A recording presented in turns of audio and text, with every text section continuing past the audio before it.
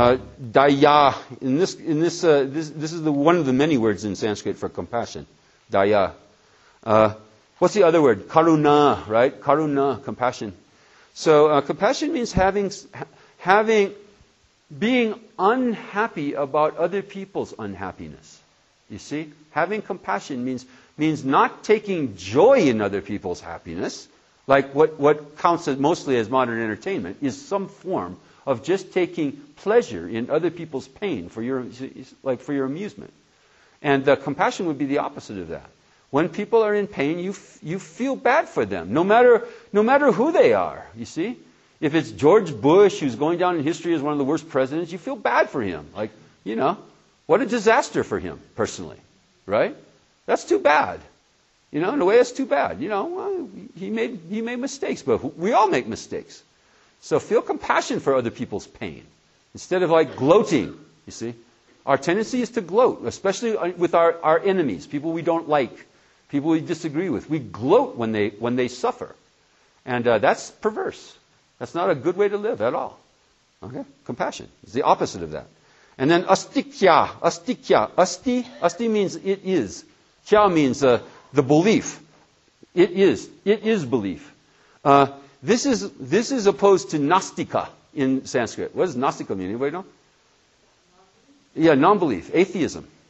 Nastika is a word in Sanskrit for a kind of irreligious views. So astika is kind of the opposite of that. Right worldview.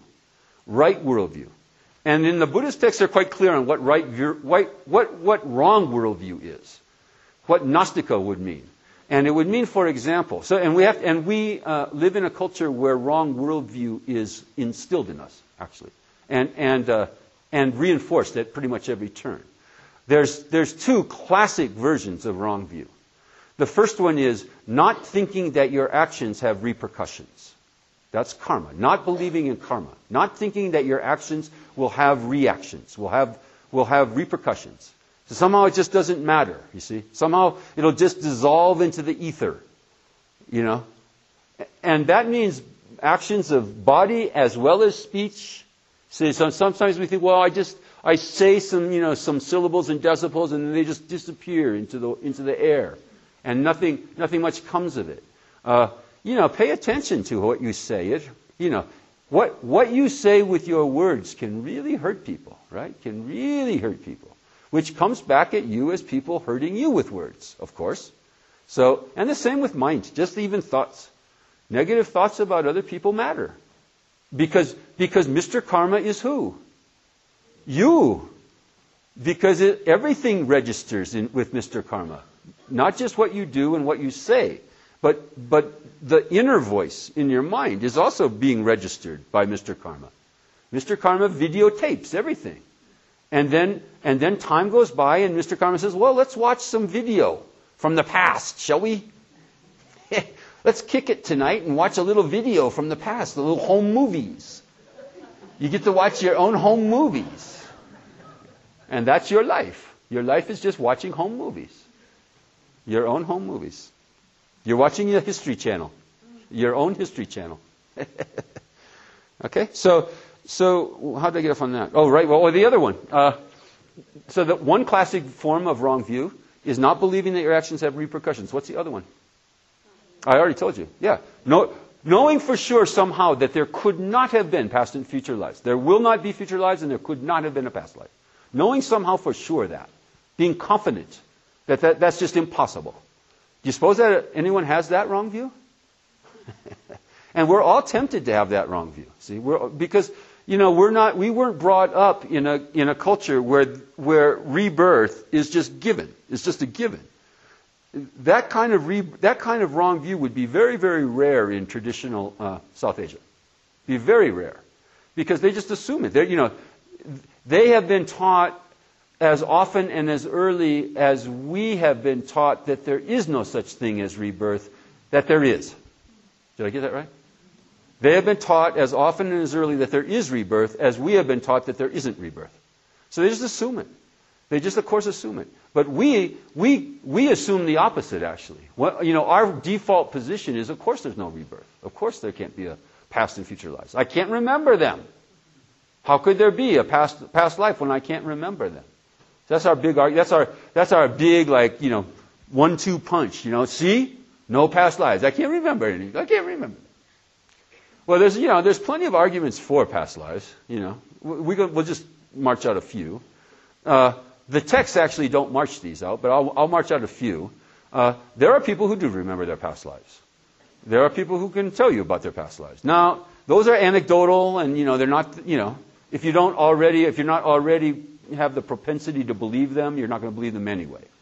But there are people like that. Then there's the evidence of. I always think of Mozart. Mozart was writing symphonies at the age of 4. Okay. Now, what? Did his parents cram in really a lot of music lessons between the ages of 0 and 4 so that, how did that work exactly? So, well, he was born with a genius. He was genius, we say, right? So, well, where did his genius come from? Well, it was genetics. I know, it's genetics, yeah. He had genes. He had good genes. He had good symphony writing genes. Well, where did he get those genes from? So, this is what I call the why daddy question. You see, why daddy? When 4-year-olds, like, they ask why? Why, mommy? Why daddy? Well, why did Mozart get genes like that? Why? Well, it was the this and the that and the random mutation and blah, blah, blah. Well, why? Why did that happen to Mozart and not my kid? My kid can't, I give my kid thousands of dollars of piano lessons and he can't play worth crap. And Mozart's writing symphonies without any piano lessons. So why? And you push the why question far enough in this culture, you get the same answer that your parents gave you. The officials in our culture will give you the same answer that your mommy and daddy gave you. When you became too irritating by asking why too long, you know what they say. Just because. Just because means there's no reason for that, actually. Just because means no reason. We got no clue as to why that happened, no reason. And that's the official worldview of your culture also. That things just happen for no reason, ultimately. If you press the why question back far enough, in any dimension of secular culture, it comes back to the same answer. No reason. And that's just not good enough. That's wrong worldview. That's just wrong worldview. There is a reason for everything. So why did Mozart have, how did he get good genes like that? Well, he had created the karma in a past life that ripened in this new life, of course. What else could it be? What else could it be? Okay. Then here's the last one. This is the official, ye olde Tibetan Buddhist logical proof for past lives. And it's the only one, actually, that I know of. What was the immediate cause of your present state of mind? The immediate cause that brought you the present state of mind. It was the moment of mind right before the present state of mind. The moment of consciousness right before the present moment of consciousness flops over into the present moment of consciousness. Right? Is that right or not? There's continuity like that, isn't there? So, one moment of consciousness flops over to another moment of consciousness. Yes? Yes or no? Okay? So what was the cause of the moment before the present moment of consciousness? The moment before that. What was the cause of the moment before the moment of consciousness?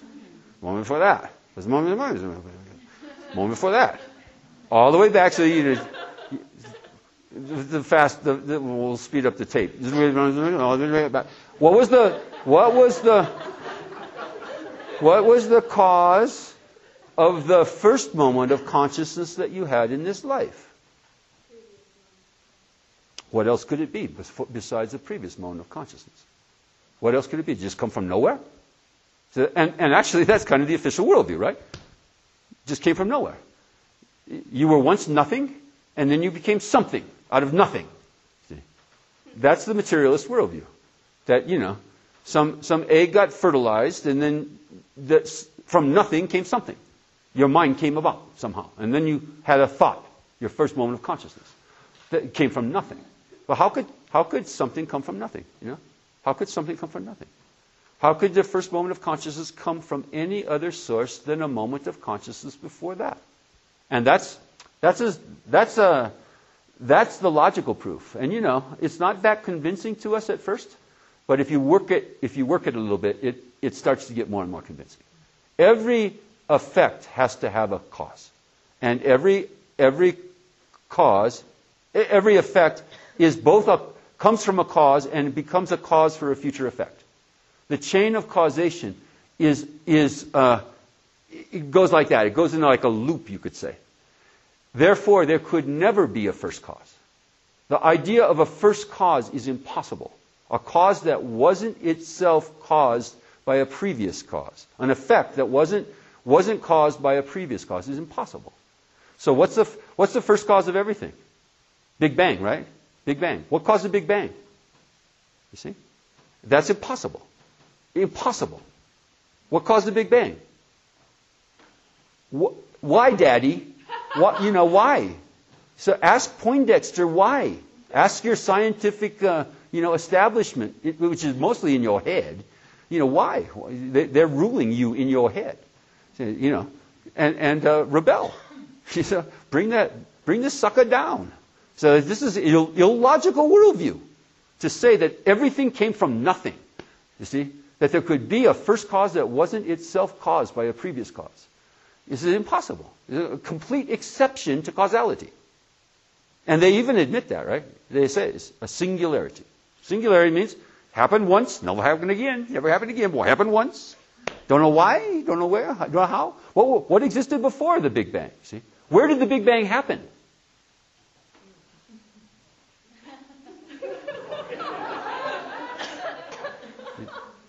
You look it up. I did some research on this recently. You look it up in the internet. It's amazing. Where did the Big Bang happen? We don't know. Why did the Big Bang happen? No reason. We don't know.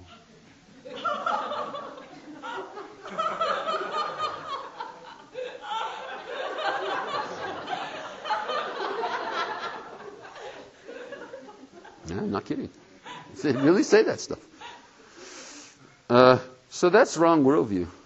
That's just a wrong worldview.